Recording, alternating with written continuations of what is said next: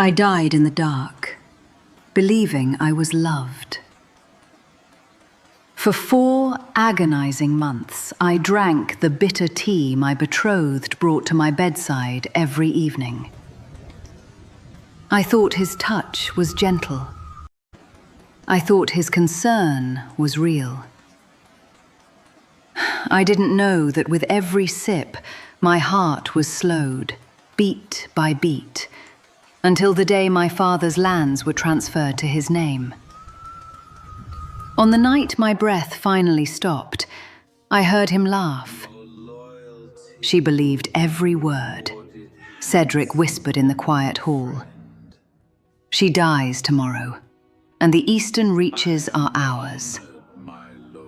I died a foolish, betrayed woman, stripped of my name, my brother, and my birthright. Then, the moon opened her eyes. I gasped for air, sitting up in my dark chamber. The candle had not yet burned down. My skin was cold, but my heart was beating, strong, loud, and alive. It was the eve of my wedding. Fate had pulled me back from the grave, not to grant me mercy, but to give me a weapon. I sat on the edge of the bed, my chest heaving as the memory of my past life flooded my mind. I remembered the exact coldness of the stone floor when my knees gave out. I remembered the way my Uncle Roden had stood beside Cedric, reviewing land documents while my body grew numb. They had treated my death like a simple administrative task, an inconvenience cleared just in time for the sunrise feast. Not this time. I stood up, my bare feet touching the rug. The air in Ashenvale Castle was freezing, but the ice inside my veins was colder. On the small bedside table sat the glass bottle, the bitter tonic. The serving woman had brought it an hour ago, repeating the same gentle script she had been given. Herbs for sleep, for my nerves, for the grief of losing my father. I did not drink it. Instead, I carefully wrapped the glass bottle in a square of clean linen and tucked it inside my inner pocket. Evidence.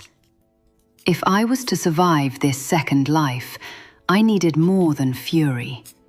I needed proof that no lord could deny. Moving with silent precision honed by years of living quietly, I dressed. Beneath my heavy dark wool cloak, I wore a practical riding gown and leather boots. Around my neck, resting against my collarbone, was my father's silver seal ring on a sturdy leather cord. I touched the cold metal once, letting its weight anchor me. I will not let them destroy your legacy, Father, I whispered into the quiet shadows. And I will find Emery. Emery, my younger brother. In my past life, Cedric had told me Emery died in a training accident 3 months after being sent north. I had wept until my throat bled, never questioning the report. But now, with the fog of betrayal cleared from my eyes, I knew it was a lie. Emery was 16, cautious and skilled. He had not died by accident. He had been hidden away so Roden could claim the Aldenmir seat. I slipped out of my chamber. The corridors of Ashenvale were silent, bathed in the dim silver light of the moon, fading behind storm clouds. I knew every loose floorboard, every shadowed alcove.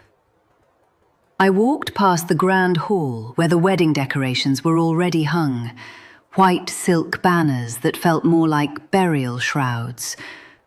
I walked past the study door where, in another lifetime, I had stood frozen while my execution was planned.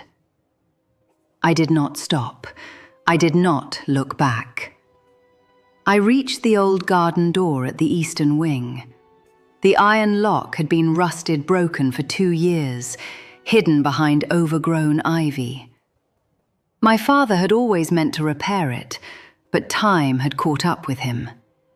Slipping through the gap, the cool, vast night air hit my face like a splash of river water. The stars were hard and bright above the tree line. Dawn was still 3 hours away. Thornfield village lay 2 hours south on foot, but the northern path led directly into the deep border forests, territory overseen by the Crown. I pulled my heavy hood forward, covering my face, and stepped into the Rees. My feet moved steadily over the damp earth and fallen leaves. The forest was alive with small sounds. The rustle of pine needles, the distant call of an owl, the wind moving through the upper branches. Every sense felt heightened, freed from the slow fog of the white veil root that had clouded my previous life.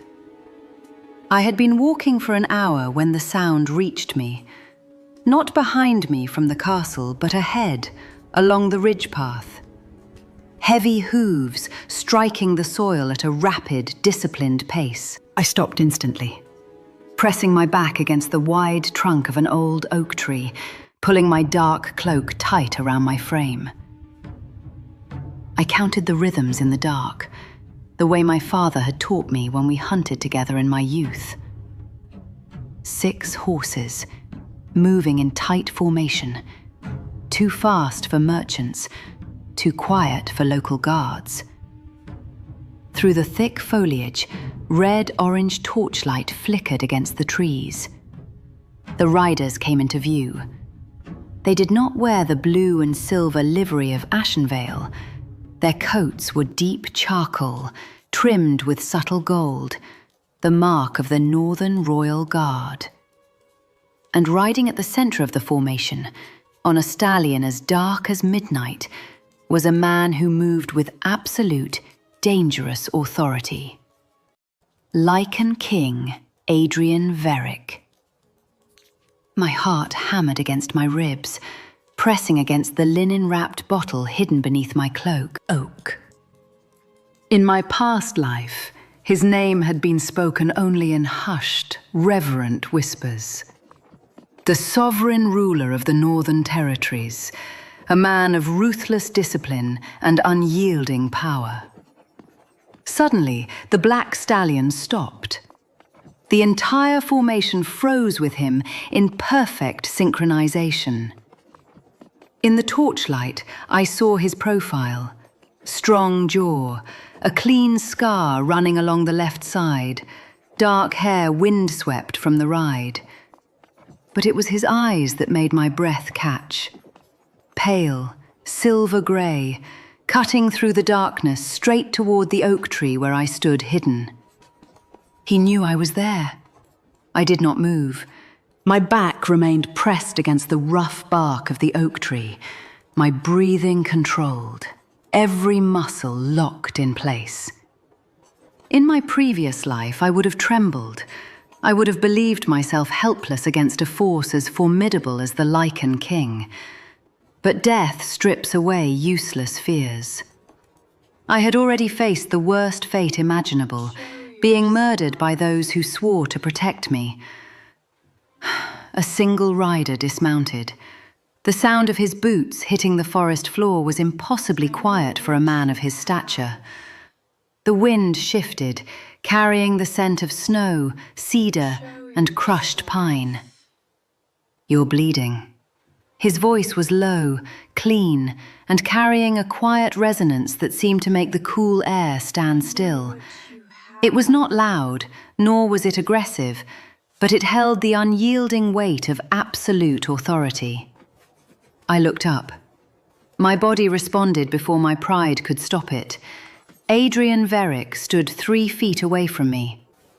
Up close, his presence was overwhelming, the charcoal riding coat broad across his shoulders, the clean line of the scar along his jaw, and those pale silver eyes watching me with an unreadable, intense focus. He was not looking at me as a threat, nor as a helpless target. He was observing me with the sharp precision of a ruler, cataloguing every detail. I looked down at my right hand. A sharp branch had sliced across my palm during my escape through the overgrown garden door. A thin line of blood had tracked down my wrist, soaking into the cuff of my riding glove. "It is minor," I said. My voice was surprisingly steady, carrying a quiet firmness that surprised even myself. "You're alone," he noted flatly. "On the road between Ashenvale Castle and Thornfield Village, an hour before dawn." "I am aware of my surroundings, my lord." A subtle shift occurred in his expression, not quite amusement, but a sharpening of attention. He crouched down, bringing his silver eyes level with mine. The gesture was not meant to intimidate. It removed the looming distance between us, though it made me feel no less exposed. "Are you running from something?" he asked quietly. "Or toward something?" The question hit with such exact accuracy that for a second my throat tightened. 4 months of poison, a lifetime of quiet submission. The cold realization that my brother might be captive or dead, it all weighed heavily on my chest. "That," I replied, meeting his silver gaze directly, "is not your concern. You know who I am." "The livery is unmistakable," I said. "You are Adrien Veric, Lycan King of the Northern Realm, which means my presence in this forest falls within your border jurisdiction." "Technically, yes," he agreed softly. "I do not usually find noble women hiding behind oak trees in the dead of night. I am considering whether you are a spy or a fugitive." "I am neither. I am a woman who has stopped being foolish." I reached into my cloak and pulled out the linen-wrapped bottle. The glass clinked softly in the quiet night. I held it out toward him, my hand remaining perfectly still despite the cold. "In this bottle is the tonic I have been fed every night for 4 months by my betrothed, Cedric Voss," I stated, my words flat and factual. "It contains white veil root. It slows the heart gradually to simulate a natural death from grief. My father died last winter. Tomorrow was to be my wedding. By the new year, my father's lands would have belonged entirely to House Voss. The forest was completely silent. Adrien did not interrupt. He listened to every word, his eyes fixed on my face, reading the absolute truth in my eyes. "I do not ask for charity," I continued, holding his gaze. "I am Lady Rose Aldenmir. I have my father's seal ring, and I have this evidence. I am offering an alliance. Cedric Voss and my uncle Roden are conspiring to suborn the border lords under your jurisdiction. If you give me sanctuary and test this potion, I will give you the proof you need to strip them of their authority publicly." Adrien looked at the linen-wrapped bottle, then looked back at me. A long moment stretched between us, a silence weighted with tactical calculation and something deeper, an unspoken recognition that shifted the air around us. "You negotiate remarkably well for someone sitting on damp leaves with a cut hand," he said, his voice dropping an octave, carrying a rare warmth beneath its cool surface. "I have already died once to silence," I answered softly. "I do not intend to do so again." He stood up smoothly and extended a leather-gloved hand toward me. "The bottle will be tested by my healer," Adrien declared. My camp is 2 hours north. You will ride with us, Lady Aldenmir. And in the morning, we will discuss how to dismantle House Voss. I took his hand. His grip was firm, steady, and warm against my freezing skin. As he helped me to my feet, the silver ring around my neck pressed cold against my collarbone, a constant reminder that my retribution had just begun. We rode north in silence.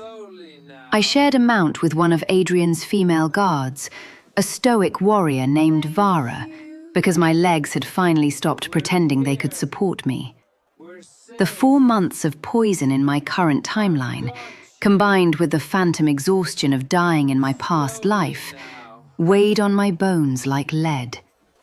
Yet, my mind remained violently awake. Adrien rode ahead on his black stallion. He did not ask me endless questions. He did not treat me like a fragile, hysterical bride who had fled the altar. He treated me like a visiting lord, carrying vital intelligence, and for that, I respected him more than I had ever respected Cedric. The northern encampment was not a chaotic war camp. It was a disciplined, temporary village of heavy canvas tents and low-burning fires. As we broke through the tree line, no one stared openly, though I felt the weight of measured, watchful eyes. Adrien dismounted first. Before Vara could assist me, the Lycan King was there. He reached up, his large, calloused hands gripping my waist to help me down. As my boots hit the cold earth, my knees buckled for a fraction of a second. I braced myself for the humiliation of falling, but Adrien's grip held firm. The scent of him, snow, crushed pine, and ancient cedar washed over me. Instantly, the phantom ache in my chest, the lingering memory of my heart slowing to a halt, eased. I took a sharp breath, looking up at his silver-grey eyes. "I have you," he said quietly. Just 3 words, but they carried the weight of an iron vault. "Take us to Senna," Adrien commanded, his voice shifting back to the sovereign ruler. We entered a wide, well-lit medical tent, smelling of dried herbs and boiling water. Senna, an older healer with silver-streaked hair and calm, unblinking eyes, looked up from a mortar and pestle.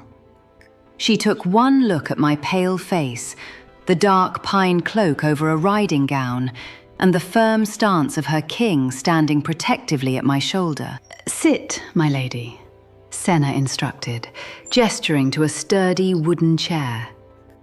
She did not ask why I was there. She simply began preparing a restorative draft. I reached into my cloak and pulled out the linen bundle. My fingers were trembling slightly, not from fear, but from the adrenaline of having survived the night. I placed the glass bottle on the wooden table. "I need you to test this," I said, my voice cutting through the quiet tent. "I have consumed a dose of this every evening for the past 4 months. I was told it was a tonic for grief." Senna looked at Adrien. The Lycan King nodded once, a silent authorization. The tent fell into a tense, agonizing silence. Senna unstoppered the bottle. She held it beneath her nose, her eyes narrowing. She then poured a single drop onto a slate board and added a clear, acidic liquid from one of her vials. The mixture instantly hissed, turning a sickly, pale violet color. I watched the violet stain spread.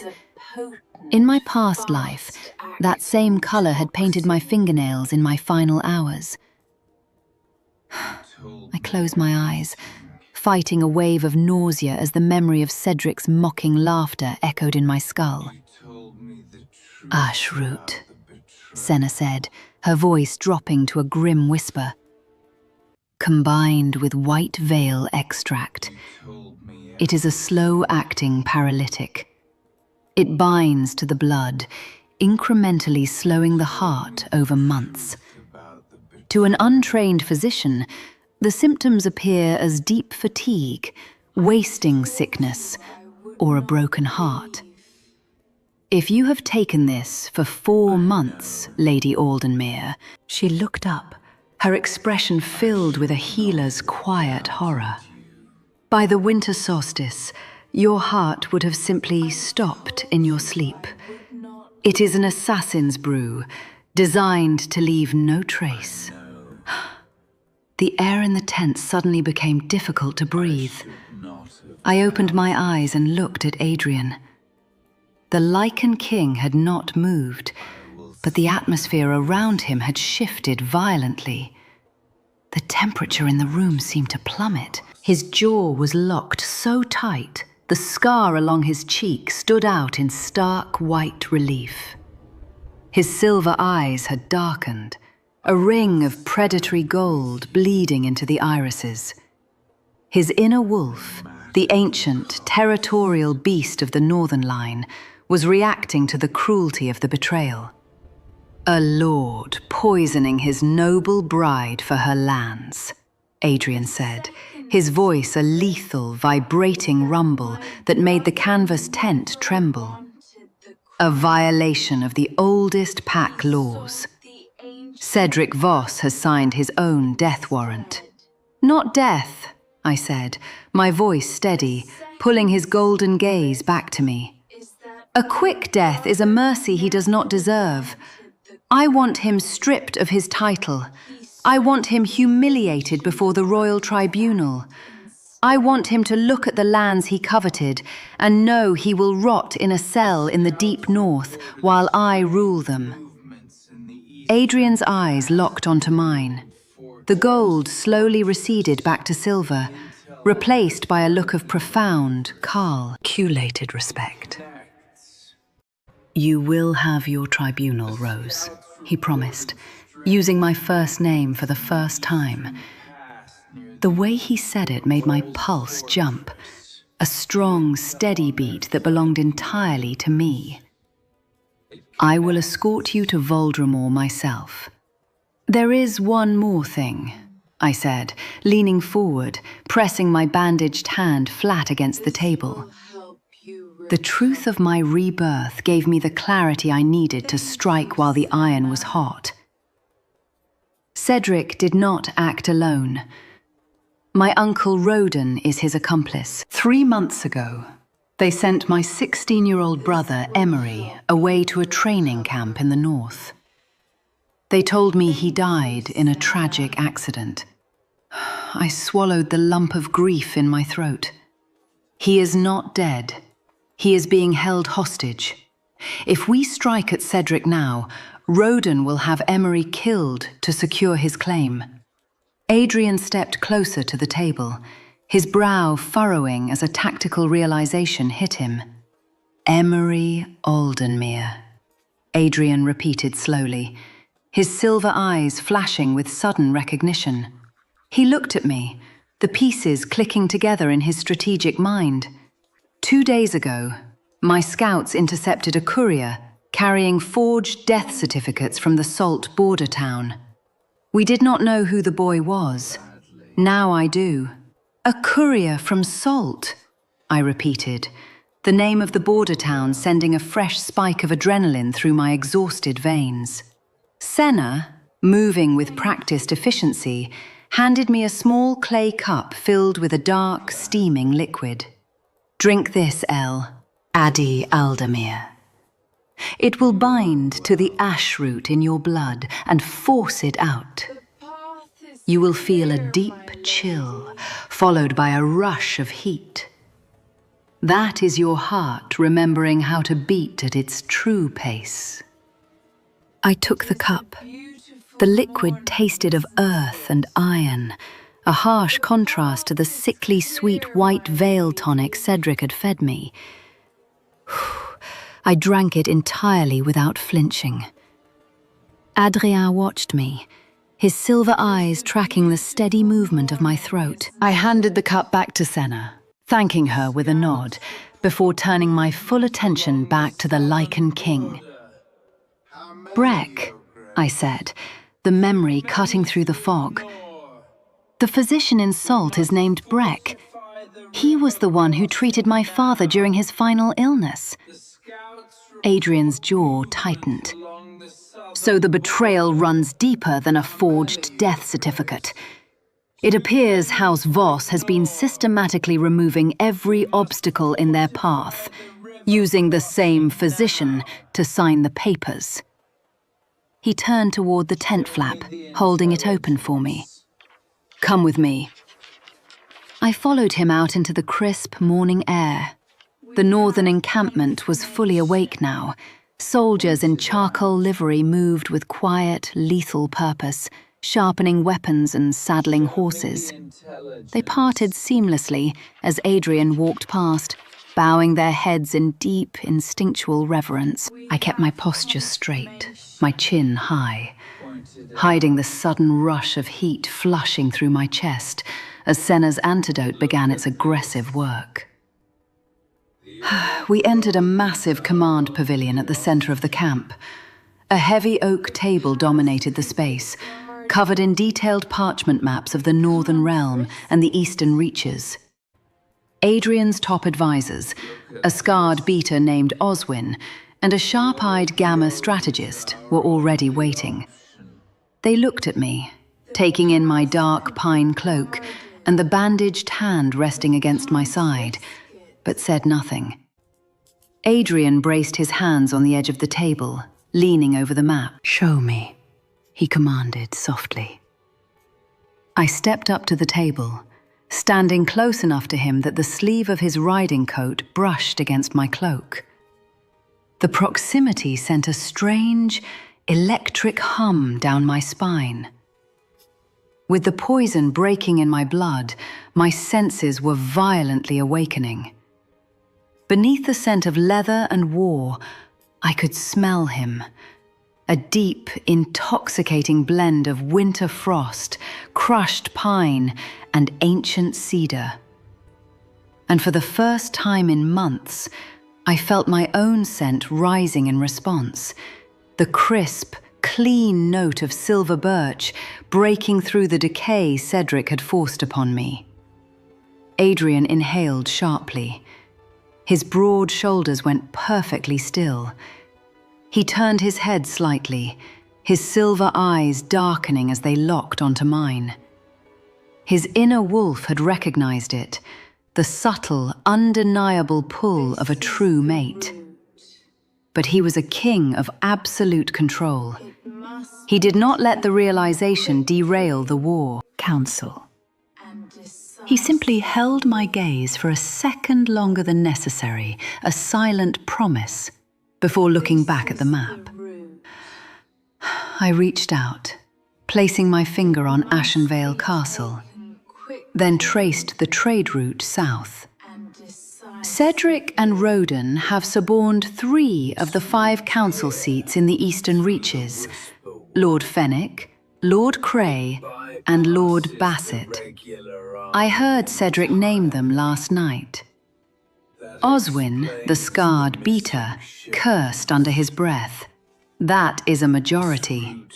With 3 lords in their pocket, they can legally ratify the transfer of the Aldenmir estate to Cedric upon your marriage. And with your brother declared dead by a verified physician. A bloodless coup, Adrien finished, his voice like grinding stones. Sanctioned by the very council sworn to uphold the law. "Except I did not drink the poison last night," I said, my voice ringing clear and hard in the pavilion. "And I did not walk down the aisle this morning. Without the marriage, Cedric's claim is incomplete. Without my body to bury, Roden cannot finalize his succession. But the moment Cedric discovers my room is empty, he will panic. He will send riders to Care Mall to have Emery executed for real. silencing the only remaining heir. I looked at Adrien, gripping the heavy silver seal ring hanging from my neck. We cannot go to Ashenvale. Not yet. We must go to Salt. We must break Dr. Breck and find exactly where my brother is being held in Care Mall. Adrien studied my face. He saw the sheer, unyielding will burning in my emerald eyes. I was not asking for a favor. I was presenting a tactical necessity. Oswin, Adrien said, not looking away from me. Break camp. We do not ride south to Ashenvale. We ride east to Salt. My king, the Gamma strategist interjected carefully. Entering the eastern reaches with a full armed contingent will be seen as an act of war by the Council. Let them see it as they wish, Adrien replied, his alpha aura expanding, suffocating the air in the tent. A true Luna of the East has requested crown intervention against an assassin. I am answering. We ride in 1 hour. He finally turned fully toward me. His eyes dropped to my leather boots, wholly inadequate for a hard military ride, then back up to my face. You will need a faster horse, Lady Aldenmir, he said softly, and a stronger cloak. Because when Cedric Voss wakes up and finds his bird has flown the cage, he will burn the forest down trying to find you. Let him try, I whispered, the fire of my second life burning away the last of my fear. He will find a Lycan King waiting for him instead. We rode hard, bypassing the main trade roads and cutting through the dense northern pine forests. Vara had provided me with proper winter riding leathers, but I kept my dark pine cloak wrapped tightly around my shoulders, my father's silver seal ring sitting heavy against my chest. The antidote Senna had given me was working. The ghostly lethargy that had plagued my limbs for 4 months was gone, replaced by a sharp, thrumming adren, a line. By the time we reached the border town of Salt, the sky was a bruised, heavy grey. Salt was a quiet, modest settlement, but the sudden arrival of the Lycan King's elite guard shattered its peace. The townsfolk scattered, pulling their children inside as Adrien's charcoal-clad riders surrounded a low stone building at the edge of the square. The apothecary and clinic of Dr. Breck. Adrien dismounted in one fluid motion, but before he could reach for my reins, I swung myself down from the saddle. My boots hit the frozen mud. I did not want to be carried into this confrontation. I needed to walk in on my own 2 feet. Adrien saw the determination flashing in my emerald eyes and nodded once, a gesture of profound respect. He fell into step beside me, letting me take the lead as Oswin kicked the heavy oak door open. The clinic smelled of dried lavender, vinegar, and stark terror. Dr. Breck, a thin, balding man with ink-stained fingers, dropped a glass phial the moment we stepped inside. It shattered on the floorboards. He backed away, his eyes darting frantically from the armed northern guards filling his doorway to the towering, lethal presence of the Lycan King, and finally, to me. All the blood drained from his face.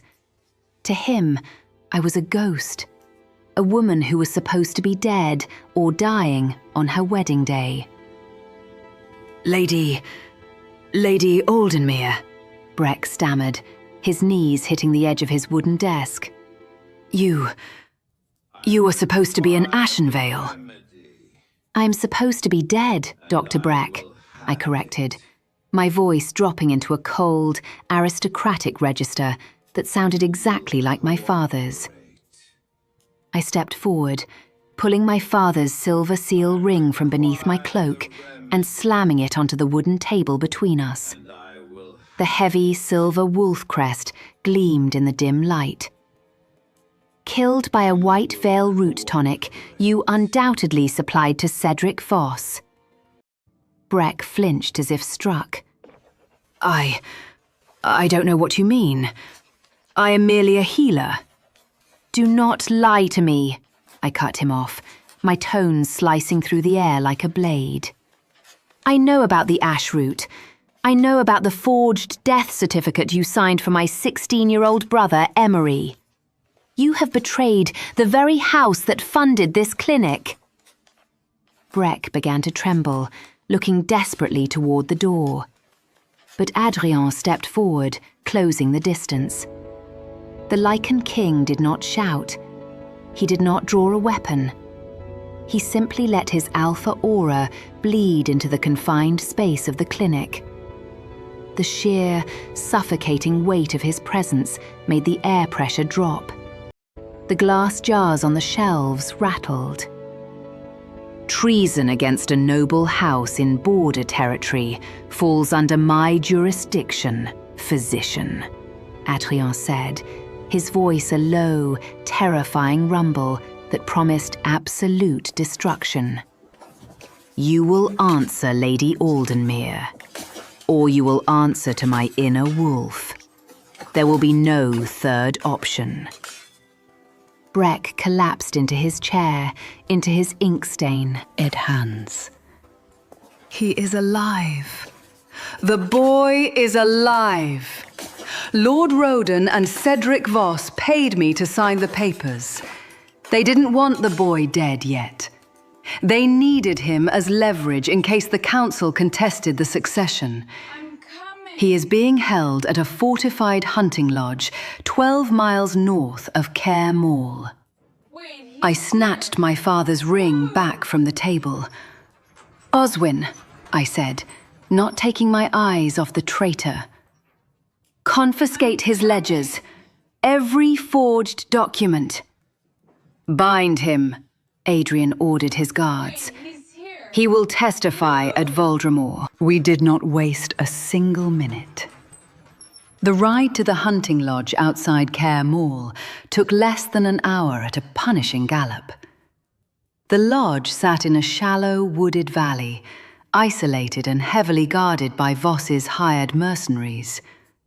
There was no negotiation. There was no drawn-out siege. Adrien orchestrated the raid with the terrifying, silent precision of a veteran commander. His Lycan guards moved like shadows through the trees, dropping the sentries before they could even sound an alarm. I stayed near the tree line with Vara, my heart slamming against my ribs until Adrien gave the signal. The front doors of the lodge were breached, and the remaining mercenaries, realizing they were surrounded by the Northern Royal Guard, threw down their weapons in absolute surrender. I ran past them, pushing through the heavy wooden doors of the lodge. "Emery!" I screamed. A door down the hall swung open. A tall, thin boy with messy dark hair and eyes identical to my own stumbled out into the corridor. He looked older, his face hollowed out by 3 months of fear and isolation. But he was whole. He was alive. "Rose?" Emery whispered, his voice cracking. He stared at me as if I were an apparition. I crossed the distance and threw my arms around him, burying my face in his shoulder.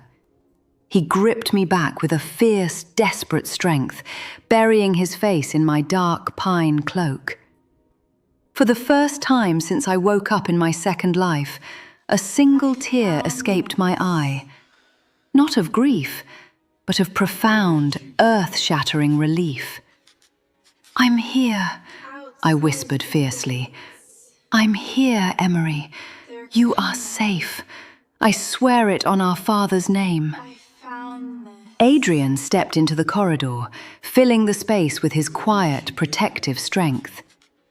He did not intrude on the embrace, merely standing guard, a silent promise that nothing would ever harm us again. Emery pulled back, his hands gripping my arms, his eyes wide and panicked. "Rose, how are you here? They told me you were dead." "I know," I said gently. "They tried to poison me, but I escaped before."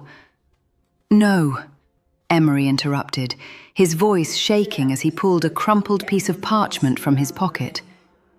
"Not poison. The guards here received a raven from Ashenvale an hour ago. Cedric Voss sent a missive to his men." Emery handed me the parchment. My blood ran completely cold as I read the messy scrawl. What is this? Lady Rose Aldenmir succumbed to her grief and died in her sleep last night. The wedding is cancelled. The succession is complete. Dispose of the boy immediately. I looked up, meeting Adrien's silver eyes. Cedric hadn't reported me missing. To prevent the council from investigating a runaway bride, Cedric had told the entire realm I was already dead. "Dead," I whispered, staring at the black ink scrawled across the parchment.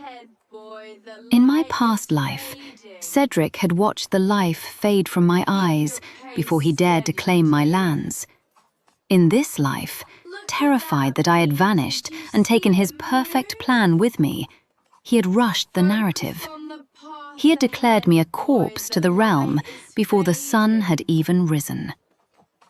Adrien reached out, his large gloved hand gently taking the crumpled parchment from my grip.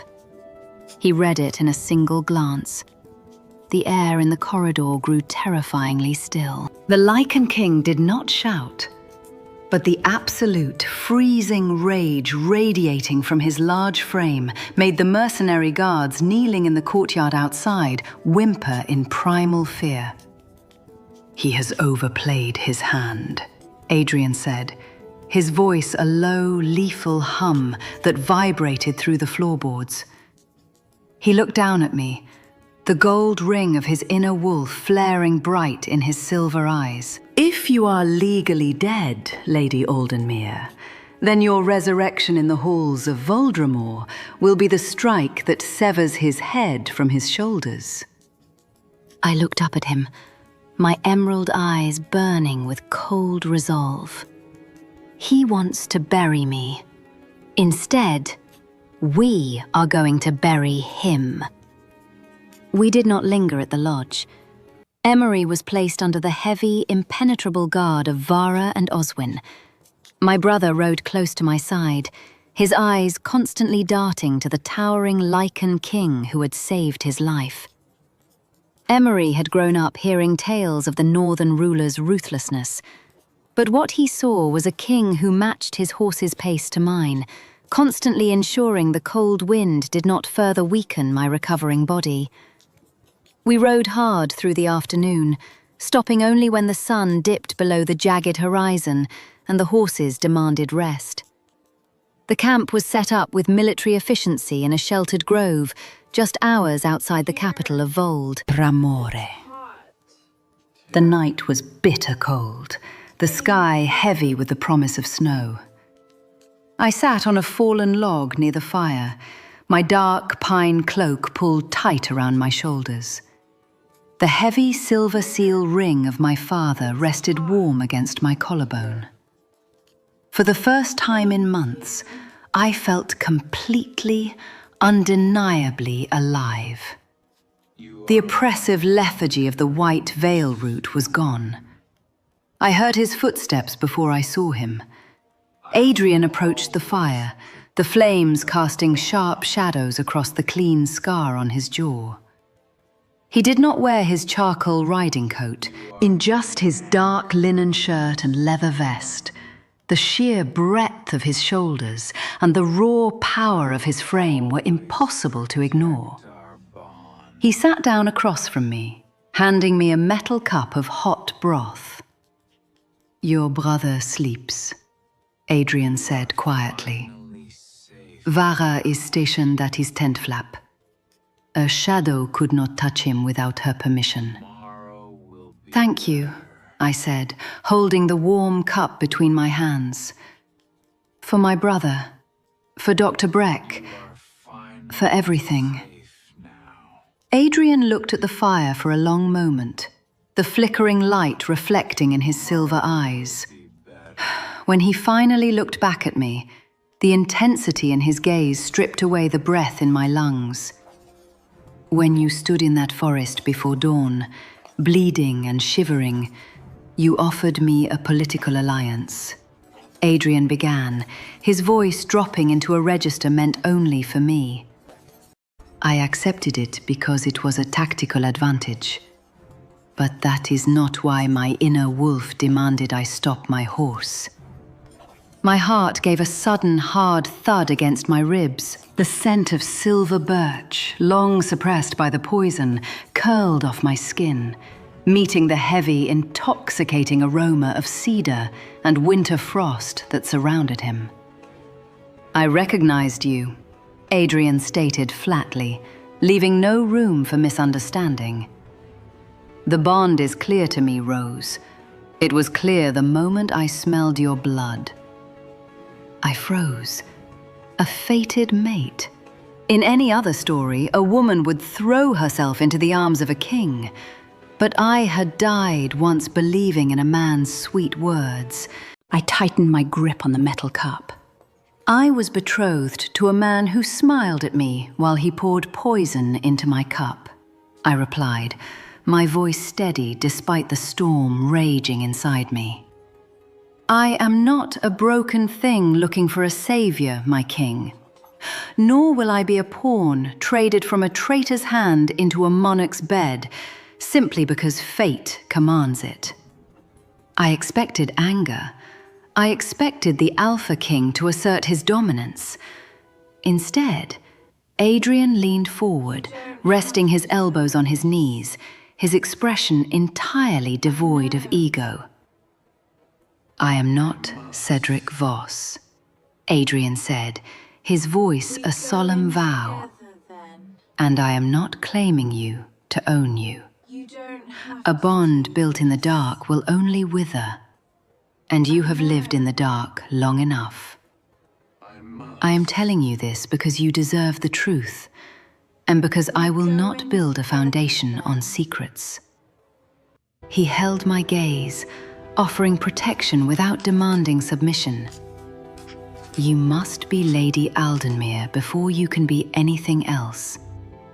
Tomorrow, you will take back your aim. Whatever you choose to do with our bond after that is entirely your decision. I will wait." The tightness in my chest unspooled. For the first time since my rebirth, I felt a genuine, profound safety. I looked at this fearsome Lycan King and saw a man who respected my dignity more than his own primal instincts. "Tomorrow," I whispered, a promise sealing the air between us. The next morning, the towering stone spires of Voldemort pierced the grey sky. We rode through the massive iron gates of the capital without slowing down. The citizens parted, whispering in shock as the Lycan King's elite guard marched straight toward the Crown Tribunal.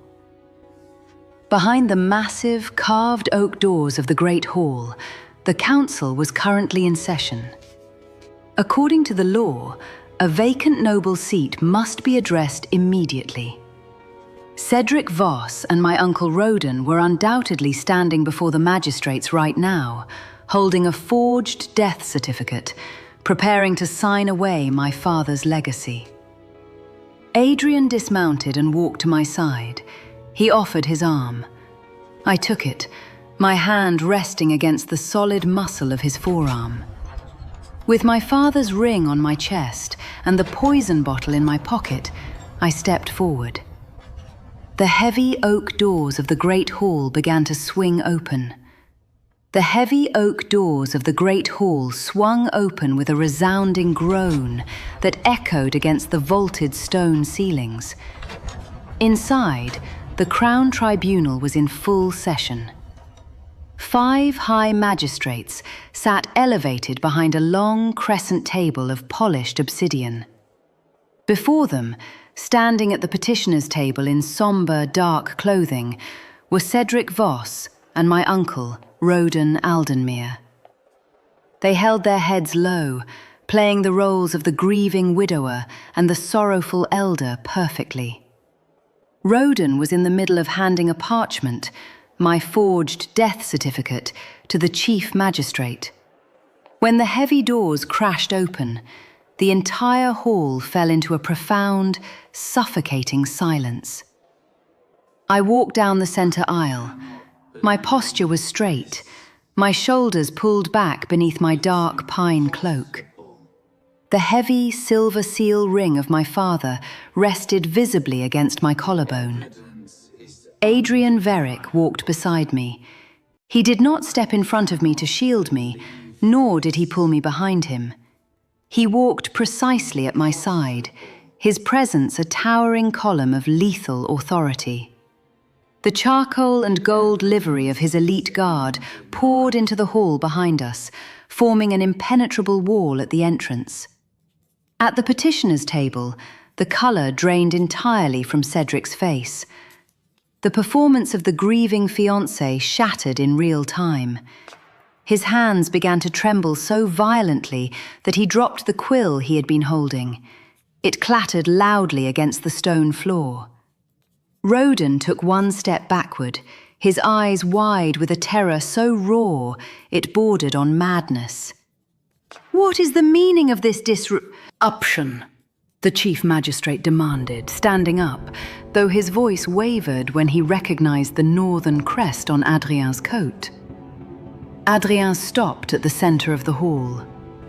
The temperature in the room seemed to drop by 10 degrees as his alpha aura expanded, a cold, heavy weight that forced the gallery to hold their collective breath. "I am acting in my capacity as Crown Witness," Adrien stated, his voice ringing with absolute, terrifying calm. "To present evidence of high treason, assassination, and the subversion of the Crown's laws." Adrien turned his head slightly, yielding the floor. "The Crown recognizes Lady Rose Aldenmir." A murmur rippled through the gallery, quickly dying under Adrien's freezing glare. I stepped forward, closing the distance to the petitioner's table. I looked directly into Cedric's eyes. In my past life, those eyes had watched me die with cold satisfaction. Today, they were wide with the panicked realization of a trapped animal. "Lady Aldenmir," the chief magistrate stammered, looking at the parchment in his hand. "We were just informed by Lord Voss that you succumbed to a sudden illness in the night." "I am not dead," I said, my voice cold, sharp, and carrying clearly to the farthest corners of the hall. "Though it is not for lack of effort on Lord Voss's part. I have come to reclaim my seat and to expose the men who murdered my father and attempted to murder me." "This is madness," Roden shouted, panic breaking his composure. "She is hysteric." "Cal." The grief of losing her father. Adrien shifted his weight just a fraction of an inch, his silver eyes locking onto Roden. The Lycan King did not need to raise his voice. "If you speak over her again, I will have you physically removed and tried in a military court. Let the lady speak." Roden snapped his mouth shut, his knees visibly shaking. I reached beneath my cloak and pulled out the linen bundle. I unwrapped it methodically, placing the glass bottle of white veil root on the testimony table for all the magistrates to see. "For 4 months, I declared, my voice echoing with the unyielding dignity of my bloodline. "Cedric Voss personally delivered a dose of this tonic to my chamber. He claimed it was a remedy for my nerves. In truth, it is a mixture of ash root and white veil extract, a slow-acting poison designed to stop my heart, leaving no trace behind. He intended for me to die shortly after our wedding, allowing him to absorb the eastern reaches under his name. Cedric shook his head frantically. Lies! She has no proof of what is in that bottle. The Northern Crown's chief healer has already verified the contents. I countered instantly, not giving him a fraction of an inch. Just as we have verified your other lie. I turned back toward the heavy oak doors and gave a slight nod. Vara and Oswin stepped forward, parting the ranks of the Northern G-Ward. Walking between them, thin but entirely whole, was Emery. A collective gasp swept through the hall. The three corrupted lords sitting in the gallery, Fenwick, Cray, and Bassett, suddenly looked as though they were going to be sick. My brother, Emery Aldenmir, the legitimate heir to the Eastern Reaches, I announced, placing my hand gently on Emery's shoulder as he stood beside me. Declared dead 3 months ago by a forged certificate. A certificate purchased by Cedric Voss and Roden Aldenmir to eliminate the true line of succession. Oswin stepped forward, tossing a heavy leather-bound ledger onto the magistrate's table. The financial ledger of Dr. Breck of Salt, the Beta warrior announced, detailing exactly how much Voss and Roden paid him to forge the boy's death and supply the poison. We have the physician in custody. I looked back at Cedric. He was ruined. The carefully constructed web of deceit had been torn apart in a matter of minutes, not by a magical explosion, but by irrefutable, undeniable truth. I, Rose Aldenmir, dissolve the betrothal contract formally and publicly, I said, my voice ringing with finality. I claim joint stewardship of the Eastern Reaches with my brother, and I demand the maximum penalty for the men who attempted to steal it. The great hall was silent. The evidence was absolute. There was no defense to be made, and Cedric Voss knew it. He collapsed to his knees, not out of remorse, but under the crushing weight of his own destruction. The verdicts were delivered before the midday bells chimed. Faced with the impenetrable wall of evidence, the verified poison, the physician's ledgers, the forged death certificate, and the living, breathing presence of Emery Aldenmir, the Crown Tribunal acted with swift, merciless justice. Cedric Voss was publicly stripped of his noble title, his lands, and all privileges of rank. He was sentenced to 15 years of hard labor in the deep northern prison, a fortress entirely under the jurisdiction of Lycan King, Adrien Veric. When the guards dragged Cedric away, he did not look at me. He looked at the floor. A broken man who had finally realized that his ambition had dug his own grave. My uncle Roden was placed in heavy iron chains, remanded to Crown custody pending a deeper investigation into the sudden death of my father. The three corrupted lords, Fenwick, Cray, and Bassett, were heavily fined, formally censured, and placed under strict Crown supervision. They would never make a move in the Eastern Reaches again without the Northern Sovereign's explicit permission. And finally, the Chief Magistrate brought down his wooden gavel. The Aldenmir estate is hereby returned to its rightful bloodline. Lady Rose Aldenmir and Lord Emery Aldenmir are recognized as joint stewards of the Eastern Reaches, with full restoration of their honor. A profound collective exhale swept through the hall. I stood at the petitioner's table, my hand resting gently on my brother's shoulder. I closed my eyes for a fraction of a second, feeling the phantom chill of my past life finally, completely dissolve. I had done it. I had rewritten our fate. I turned my head and looked at Adrien.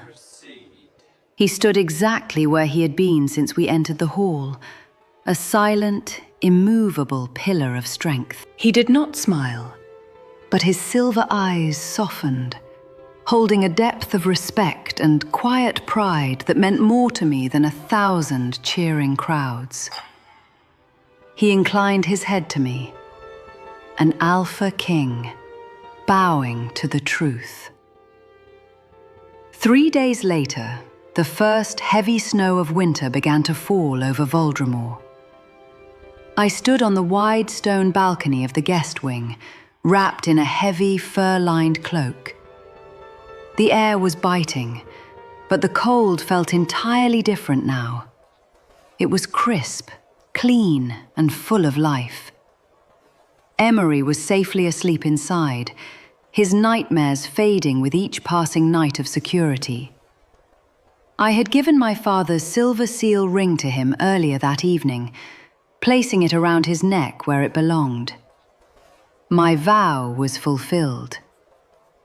I heard the familiar, quiet footsteps behind me. I did not need to turn to know who it was.